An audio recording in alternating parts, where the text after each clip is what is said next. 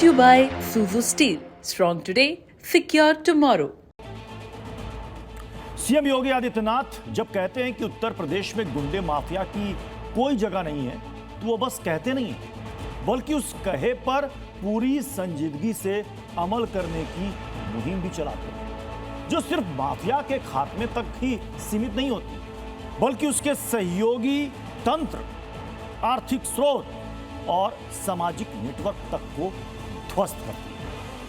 उत्तर प्रदेश के अंबेडकर नगर में ऐसी एक माफिया फैमिली की हंटिंग चर्चा में है। देखिए इस रिपोर्ट में।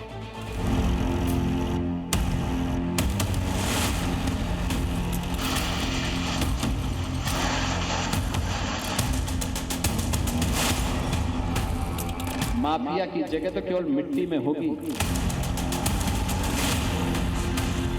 किसी भी गुंडे को और किसी भी माफिया को उत्तर प्रदेश की धरती में पनपने नहीं देंगे।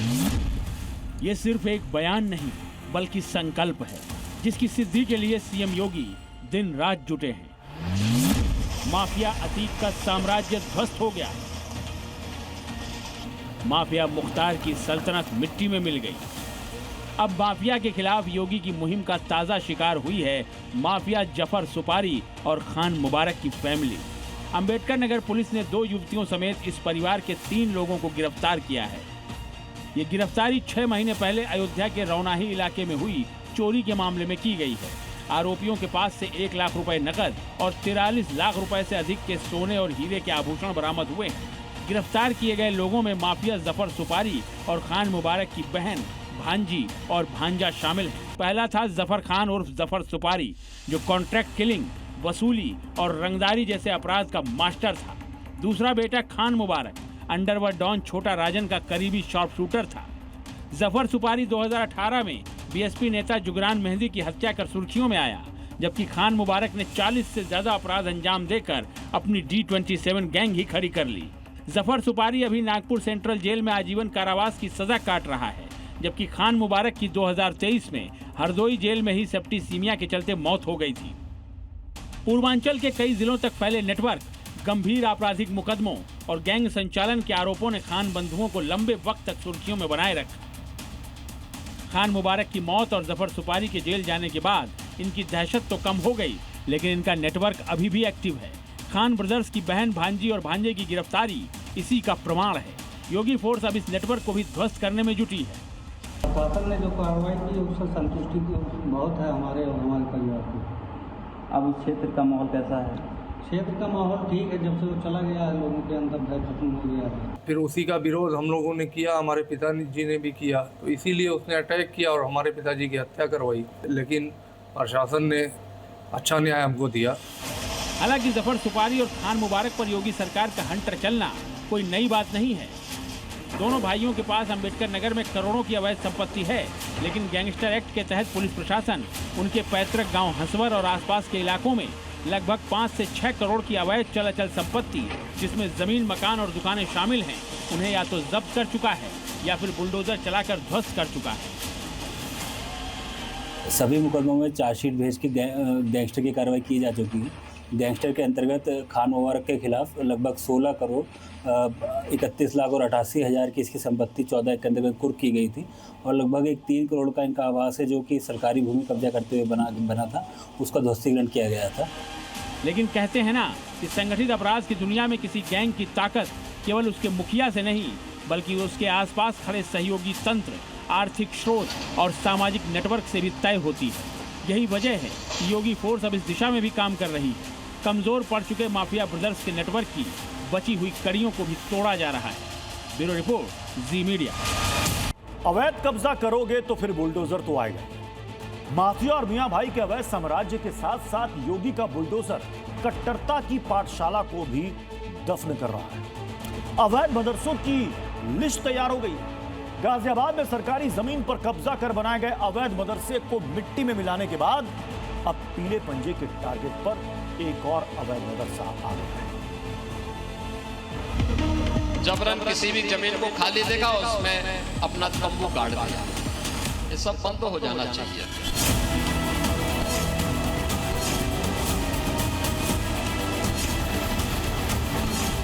विकास विकास के लिए नहीं है, ये विनाश के दूत है, विनाश के दूत। उत्तर प्रदेश में छिपे लैंड जिहाद के मारीच और सुबाहू को योगी का बुलडोजर खोज कर निकाल रहा है। बुलडोजर के टारगेट पर अब अवैध रूप से चल रहा मदरसा जामिया अब्दुल्लाह बिन मसूद आ गया है। अवैध मदरसे का 20 फीट ऊंचा गेट भी गिरेगा। योगी का पहलवान पूरे मदरसे को समतल करेगा। क्योंकि यह मदरसा अवैध है, सरकारी जमीन पर कब्जा कर इसे बनाया गया है। अब ये बुलडोजर के रडार पर आ गया है। कभी भी इसका नंबर आ सकता है।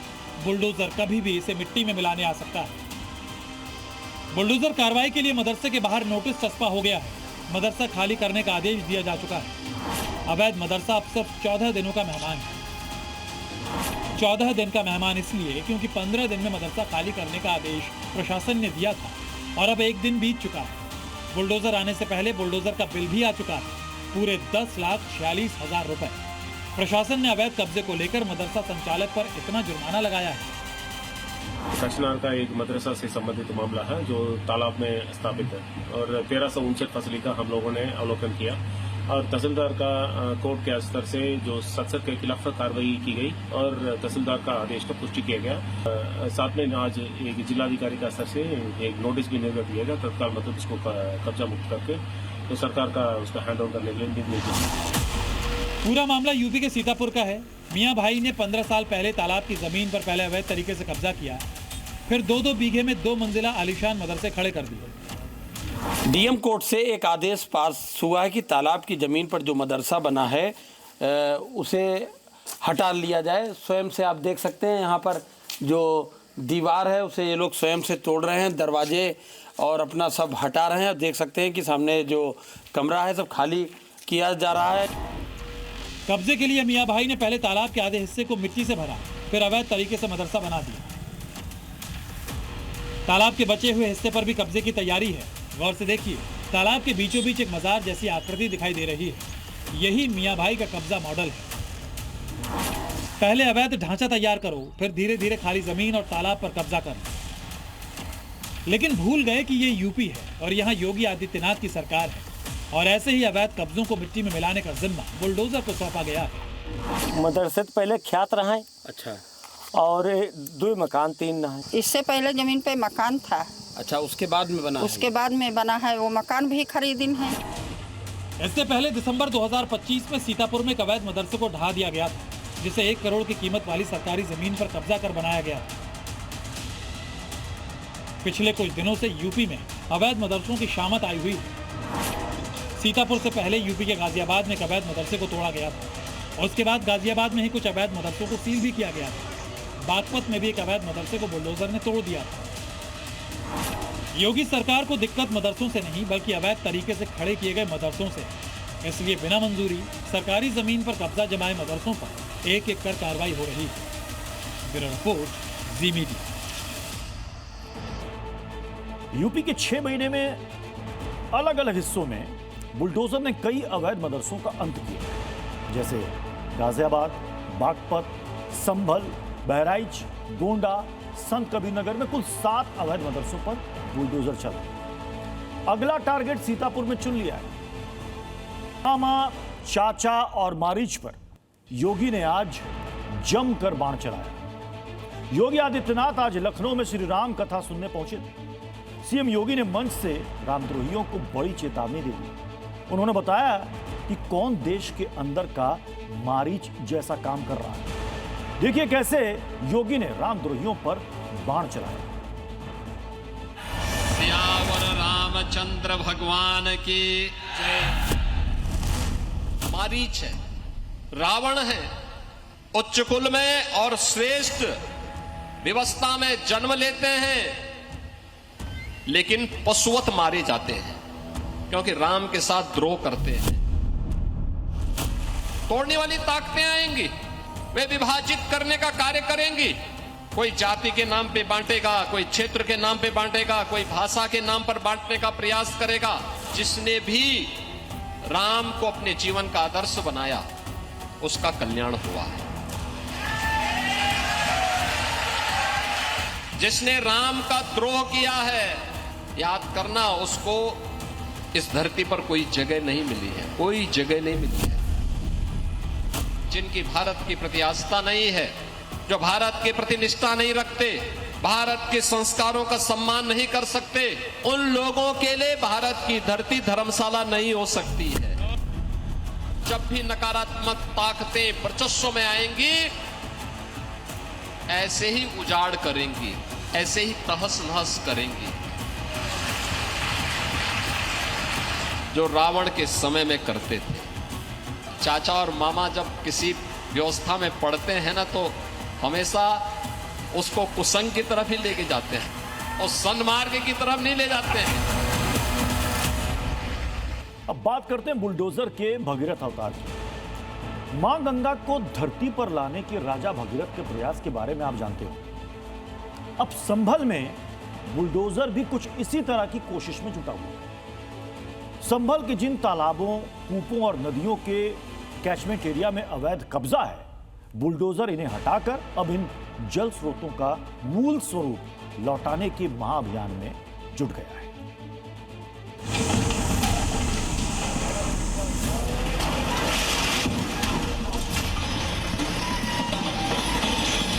पिछली सरकारों में ताल और पोखरों पे कब्जा होता था। जल्दी करो, नदी को पाट दो, मिलकर काम करो। लोग उसे अपनी बपौती समझ करके कब्जा कर लेते थे। ये डबल इंजन की भारतीय जनता पार्टी की सरकार ताल और पोखरों पर कब्जा नहीं, बल्कि उनका संरक्षण करती है। सीएम योगी ने जो अभी कहा, उसकी सबसे ताजा मिसाल संभल में देखने को मिली है, जहां बुलडोजर ताल, पोखरे और नदियों का सबसे बड़ा संरक्षक बनकर उभरा है। कब्जा गैंग पर प्रहार, बुलडोजर का भगीरथ अवतार। जिस जगह पर ये 8 बुलडोजर खुदाई में जुटे हैं, वो कोई खेत नहीं है, बल्कि संभल में बहने वाली वर्धमान नदी का कैचमेंट एरिया है, जहां कब्जा कर खेत बना दिए गए। खेत ही नहीं, नदी के कैचमेंट एरिया में अवैध रूप से मस्जिद और मजार तक खड़े कर दिए गए हैं। अब बुलडोजर सबका हिसाब कर रहा है। खेत की खुदाई कर नदी के लिए रास्ता बना रहा है, तो नदी के कैचमेंट एरिया में बनी अवैध मजार और मस्जिदों को भी समतल कर रहा है। जैसे राजा भगीरथ अपने पूर्वजों की आत्माओं को मोक्ष दिलाने के लिए मां गंगा को धरती पर लाए थे, उसी तरह संभल में सीएम योगी का बुलडोजर तालाब, पोखरों और नदियों के पुनरुद्धार के महाअभियान में जुटा है। संभल में कुल 65 तालाब और पोखरों की जमीन पर अवैध कब्जा है।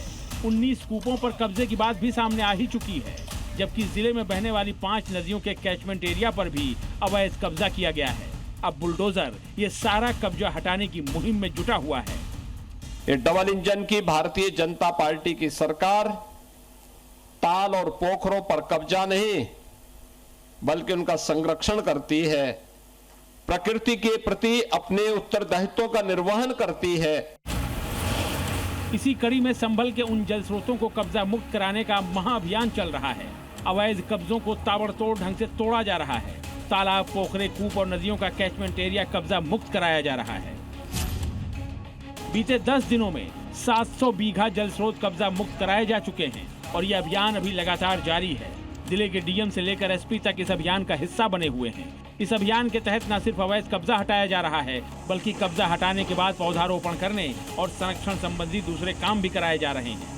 पूरे जनपद में 65 ऐसे तालाब चिन्हित किए गए हैं, 2 हेक्टेयर से अधिक क्षेत्रफल वाले, जिनको कब्जा मुक्त कराते हुए जिनको तालाब के तौर पर पुनर्जीवित किया जाना है। इसके साथ साथ पुरानी जो हमारी नदियाँ हैं, जिनके स्रोत हैं, उनको लेकर के भी कार्य किया जा रहा है। पिछले 1 सप्ताह में लगभग 10 दिनों में 700 बीघा से ज़्यादा इस प्रकार की जमीन कब्जा कराई गई है और उसको उसके मूल स्वरूप में लाने का कार्य विकास विभाग के द्वारा प्रारंभ किया गया है। संभल में चल रहे इस महाअभियान के जरिए इस पौराणिक नगरी को उसके सनातनी स्वरूप में लौटाने का मिशन चल रहा है, जो कि सीएम योगी का प्रण है। और इस प्रण में बुलडोजर सीएम योगी का भगीरथ बनकर दिन रात जुटा हुआ है। ब्यूरो रिपोर्ट, जी मीडिया। यूपी में अपराधियों के इलाज में देरी नहीं होती, ये बात तो सभी जानते हैं, लेकिन जब बात बेटियों के साथ हुए अपराध की होती है, तो योगी फोर्स का एक्शन हाइपरसोनिक मोड में होता है, जैसा कि अमरोहा में देखने को मिला। रेप के एक आरोपी पर महज 240 मिनट में एक्शन हो गया, वो भी बुलडोजर वाला।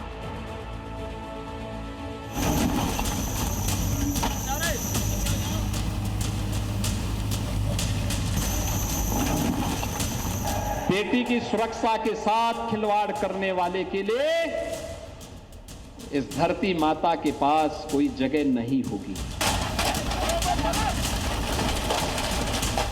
बहन और बेटियों के साथ जो भी खिलवाड़ करेगा, उत्तर प्रदेश का बुलडोजर उसको ठीक ढंग से जवाब दे देगा।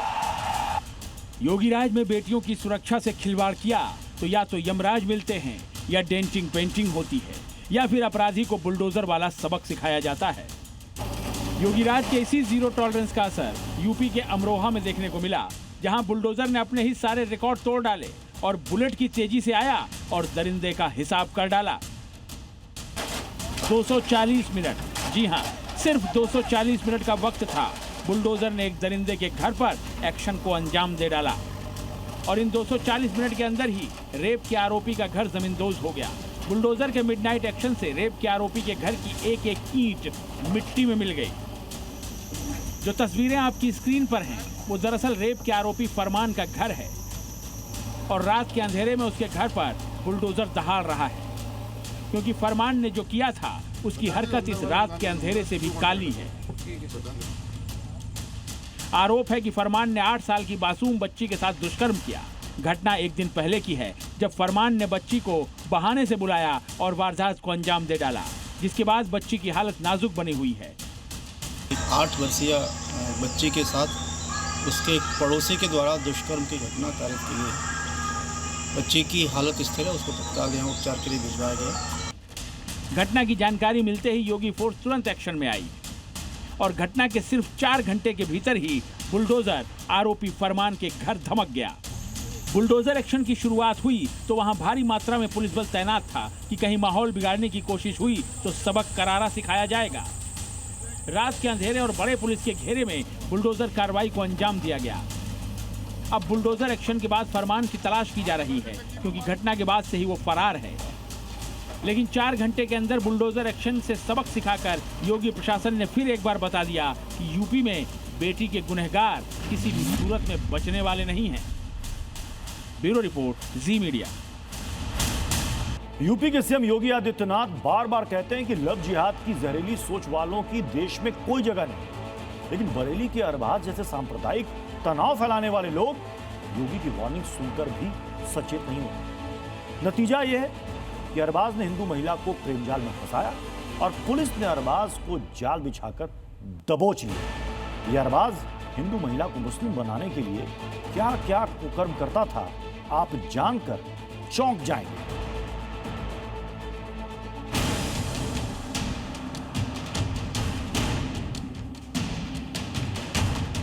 बॉबी उर्फ अरबाज ने वही गलती कर दी जिसकी योगी सरकार में माफी नहीं है। हिंदू युवती के जबरन धर्मांतरण के लिए अरबाज ने नाम छिपाया। अरबाज ने सीएम योगी की वार्निंग पर कान नहीं धरा। पुलिस ने अरबाज के पैरों पर डंडा धर दिया। माता जानकी का अपहरण रावण ने किया। मर्यादा पुरुषोत्तम भगवान श्री राम ने इसके लिए अपने स्तर पर पूरा यत्न किया। उत्तर और दक्षिण भारत को जोड़ा। नारी गरिमा की रक्षा कैसे करनी है, इसका उदाहरण है। याद करना, लव जिहाद की घटनाओं को रोकने के लिए एक आदर्श उदाहरण आप सबके सामने हो सकता है। बॉबी उर्फ अरबाज के पापों की लिस्ट बहुत लंबी है। बरेली के कैंट थाने में दर्ज रिपोर्ट के मुताबिक अरबाज ने खुद को हिंदू बताकर महिला का लंबे समय तक यौन शोषण किया। काफी समय बाद महिला को पता लगा कि वो मुसलमान है और उसका नाम बॉबी नहीं अरबाज है। अवैध संबंध बनाने के लिए अरबाज महिला को ब्लैकमेल करता था। महिला पर धर्म परिवर्तन के लिए दबाव डालता था। धर्म परिवर्तन नहीं करने की सूरत में अरबाज महिला को जान से मारने की धमकी देता था। इस संबंध में महिला के द्वारा उपलब्ध कराई गई तहरीर पर मुकदमा अपराध संख्या 275/26 बीएनएस तथा विधि विरुद्ध धर्म परिवर्तन अधिनियम की सुसंगत धाराओं में पंजीकृत किया गया था। साथ ही इस अभियुक्त की मोडस ऑपरेंडी तथा अन्य किसी की संलिप्तता के संबंध में गहनता से साक्ष्य संकलन किया जा रहा है तथा थाना स्तर पर अन्य आवश्यक वैधानिक कार्रवाई प्रचलित है। कभी आशा को आयशा बनाने की साजिश, कभी मधु को माहिरा बनाने की चाल, कभी आरती को आरफा बनाने की कोशिश, कभी सीता को शबनम बनाने वाला फरेब और अब हिंदू महिला को मुस्लिम बनाने का अरबाज का डर्टी गेम। दोस्ती आगे बढ़ने पर अरबाज ने महिला को शादी का झांसा दिया। पीड़िता उसके बहकावे में आ गई, जिसके बाद अरबाज ने उसे करीब 1 साल तक के किराए के मकान में रखा। इस दौरान उसने महिला का शारीरिक शोषण किया। इस बीच महिला 3 बार प्रेग्नेंट हुई तो उसका एबॉर्शन भी करवा दिया। वो महिला को लगातार ब्लैकमेल करने लगा कि अगर उसने बात नहीं मानी तो सोशल मीडिया पर वायरल कर देगा।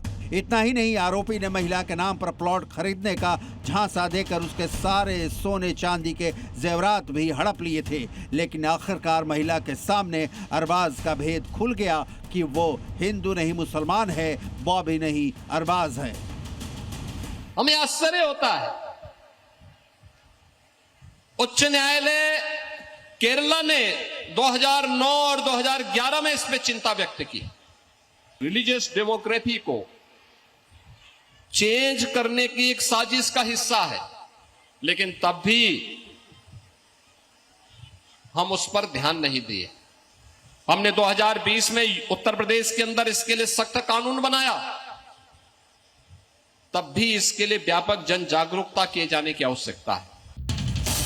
अरबाज अकेला नहीं है, ऐसे कितने समाज में शक्ल बदल कर किसी सीता, किसी राधा के खिलाफ साजिश में लगे हैं। इन्हें पहचानना होगा। रिपोर्ट जी मीडिया।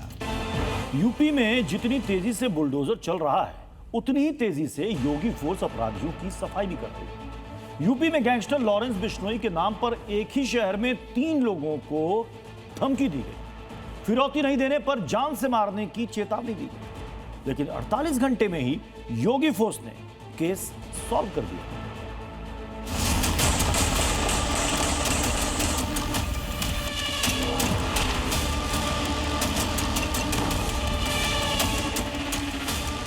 ज्वेलर्स, डॉक्टर, प्रोफेसर को धमकी। बिटकॉइन में मांगी गई फिरौती।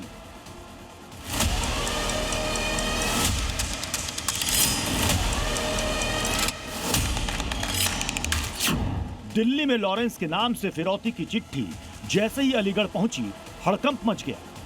लॉरेंस बिश्नोई को चिट्ठी और करोड़ों रुपए की रंगदारी की डिमांड के बाद अलीगढ़ में सन्नाटा फैल गया,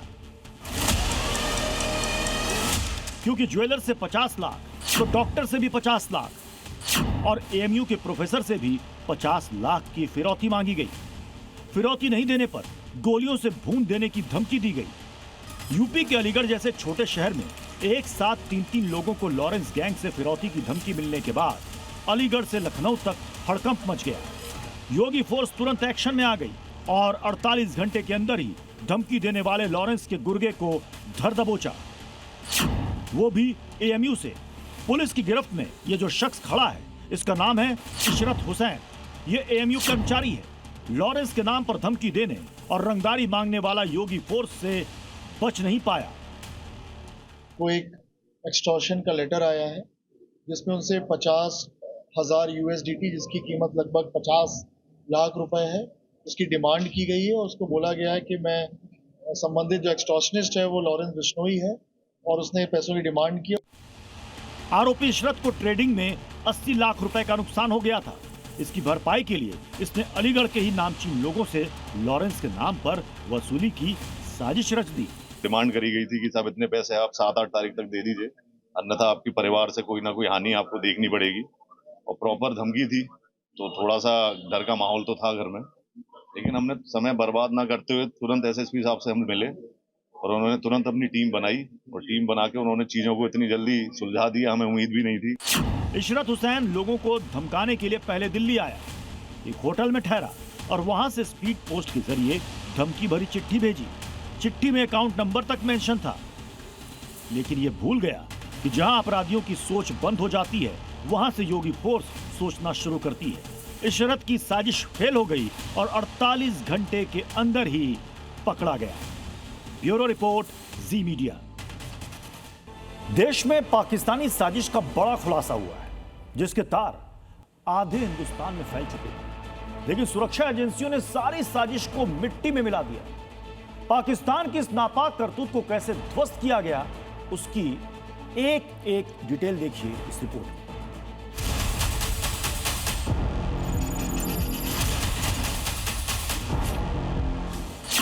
आईएसआई का गेम प्लान, निशाने पर नौजवान। यूपी, दिल्ली, पंजाब, पाकिस्तानी साजिश बेनकाब।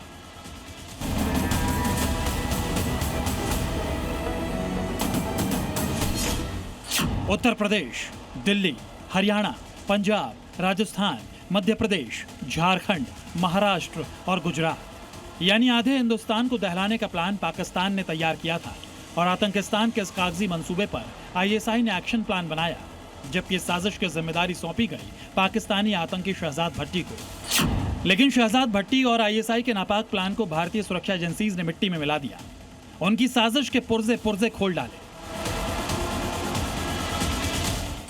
नापाक गैंग ने स्लीपर सेल का प्लान बनाया, लेकिन उसका भंडाफोड़ हो गया। आतंक की फैक्ट्री से हथियार सप्लाई किए गए, लेकिन सभी हथियार पकड़े गए। देश में बड़े शहरों को टारगेट करने का प्लान था, लेकिन मंसूबा धराशायी हो गया। देश की राजनीति का गलियारा कहे जाने वाले यूपी में योगी के एक्शन अगेंस्ट क्राइम पॉलिसी ने पाकिस्तान को सबसे तगड़ा झटका दिया है। हालांकि योगी राज वाले यूपी को दहलाने के लिए आईएसआई और शहजाद भट्टी ने पूरा जोर लगा दिया था। तैयार हो जाओ, ये हमारा मिशन है। यूपी में कट्टरपंथी नौजवानों का ब्रेन वॉश कर उन्हें स्लीपर सेल में शामिल किया।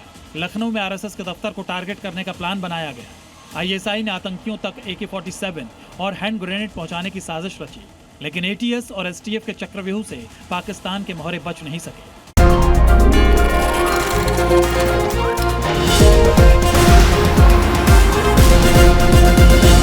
Brought to you by Suzu Steel. Strong today, secure tomorrow.